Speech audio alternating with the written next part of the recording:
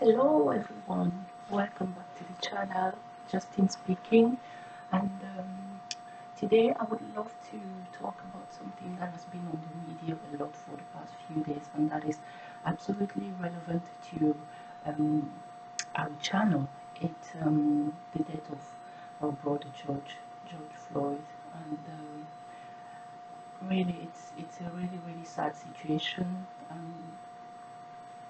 What I want to start by saying is that I offer my condolences to his family and everyone who was witness, or all the families who have witnessed um, that kind of tragedy, in America and everywhere else in the world, because unfortunately it's a very common situation. Um, Now, as far as the case of George is concerned, I it was a very uh, difficult one to swallow or to watch or to follow, because when you look at the circumstances that have led to his death, actually is quite painful for a man of his age and his stature, to be in a position where he will feel the need to be calling for his mom to help him.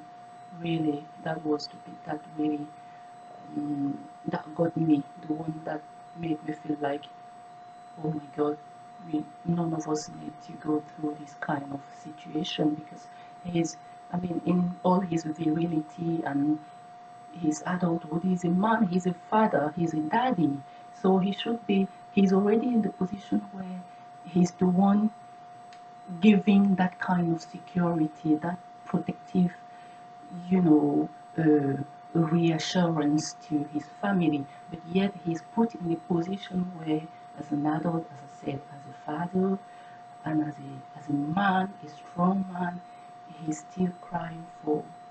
He was crying for his mom. That is, on its own, it's really difficult to watch. Now, going back to the issue of, the treatment of the people of minority in the West, yeah, in these countries when we are on exile, be it America or anywhere else in the world, I would just love to say again that it's not a surprise to the people of minority again, because if you are a person of minority, if you live on exile, you would have come across a situation where you feel like people have given you a different treatment because of your appearance, because of who you are, because of maybe the way you talk and express yourself. So this is not really, it's not news at all. But I want to talk about it from the point of view of, particularly the African Americans, because they have suffered this kind of prejudice all life long, and it's not fair on them. It's not fair on anybody to be going through, such a predication. The issue I have, though, is the fact that for some of them, for the new generation, it's just been brought upon them. But I look at the way, for example, we the Africans from the continent, the way we manage our countries, the way we we don't look after our people, and I have the feeling that it's it's it's become almost natural for people to be disrespectful to black people. And this is not just happening in America. I mean, we've seen what has happened with during the pandemic. In China, black people were being killed, black people were being chased in the street and things like that, simply because they can.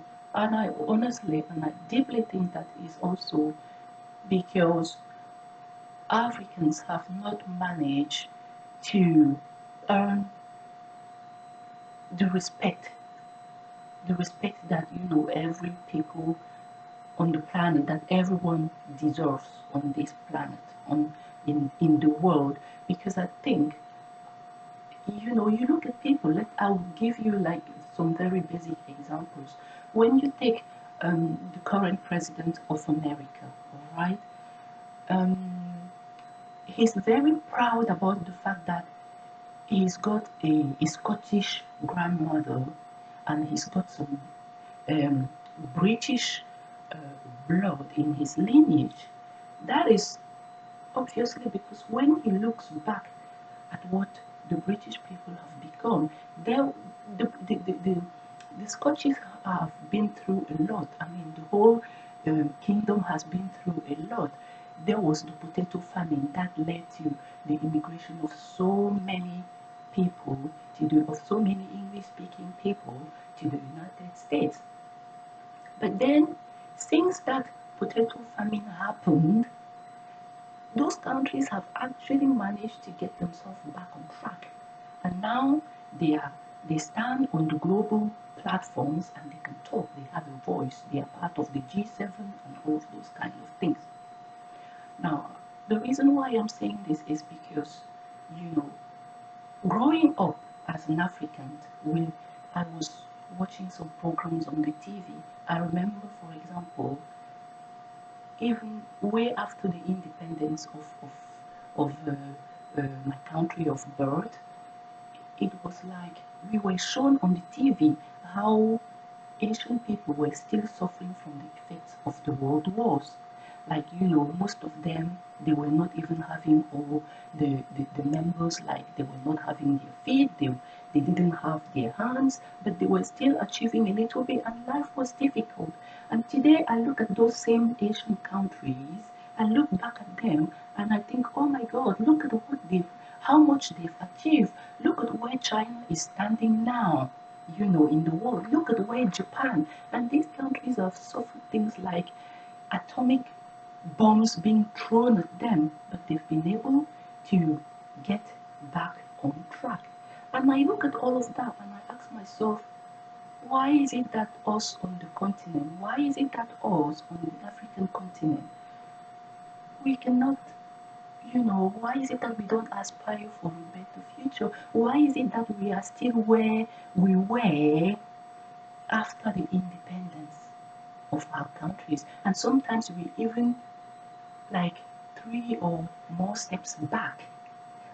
Another simple example, I remember in the first decade of the 2000s, okay, in the early 2000s, I remember this greatest uh, tennis player, Serena Williams.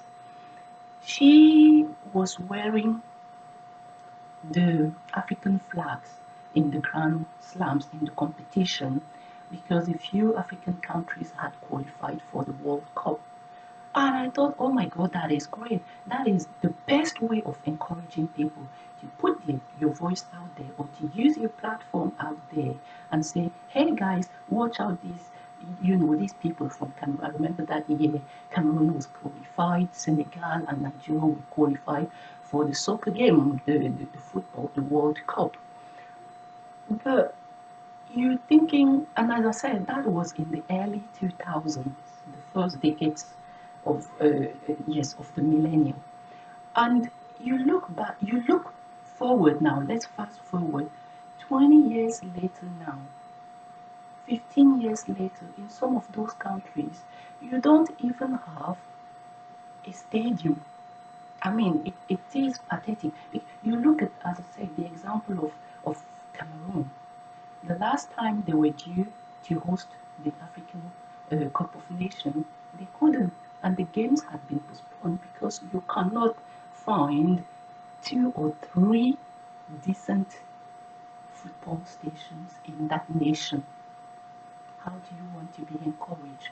How will anyone in the world, how will the rest of the world, okay, be it Caucasian or Asian people, respect any black person, respect any black man? I mean, you look at an African country, we have leaders who have been in power for 40 years, yeah, 38, 39 years, 40 years.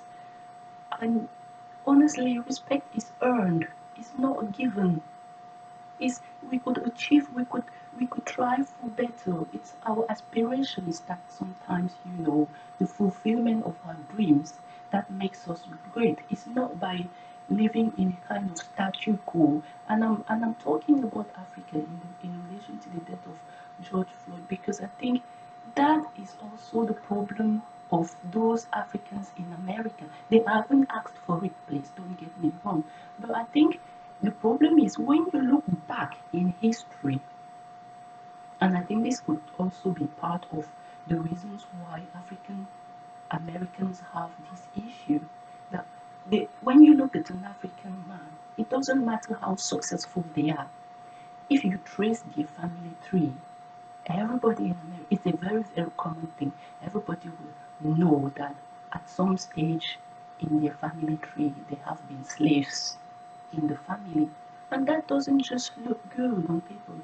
Again, please, I'm not trying to encourage any Afro American or any African American to be living in the past or to be justifying the the what is happening in their life now than what had happened how many years ago. I mean, in the recent days, Spike Lee talked about, the fact that it's what is happening in America now, like the situation of George Floyd, is as a consequence of having a black president. But I think the roots are a little bit deeper than that, because when you look at even the person who has been the African American who has been a president, he's been treated at some point in his life with disrespect. You look at people like Oprah Winfrey who have achieved the greatest, things in their life and in America and for America and even beyond America. She will get to a show just because she has this physical aspect, and people will tell her that no, you can't really shop, this shop is not meant for you, and things like that. And this is where I'm calling for the responsibility of our continent to play our part on the global platform, to give us this voice. Okay, so I don't think it should be a fight for only Americans. No, for us, as I started the video by saying, for us who live on exile, I suffer that disrespect every single day of my life. I've witnessed it in all the different aspects we can ever imagine. To be honest with you, your name is not being called properly, and even those who try and make the effort to call your name, so many times I've been told, if you're not happy, then go back where you come from. And this is simply because they know nobody can tell, for example, the current president of America that if you're not happy, go back to the country of your grandmother. Simply because the country of that grandmother is doing great, okay? And the country of that grandmother, since his grandmother migrated in America, the people who stayed there have actually worked so very hard and have managed to put the country in a position that is making the grandson or the great grandson very, very proud of his origin.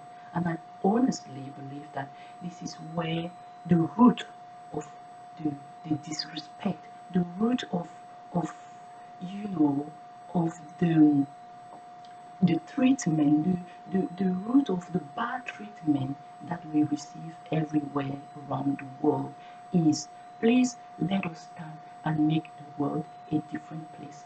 Let us earn that respect by doing the right things, by improving our standards of living, and by being strong, by supporting our brothers and sisters wherever we are, but by being the best version of ourselves in the first place.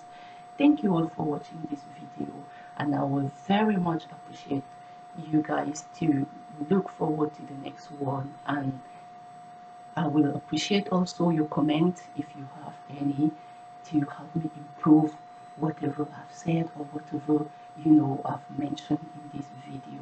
I hope you guys are doing great, and I will see you in the next week or so. Thank you. Stay well. Look after yourself. Be the best version of yourself. Bye bye. Love you all.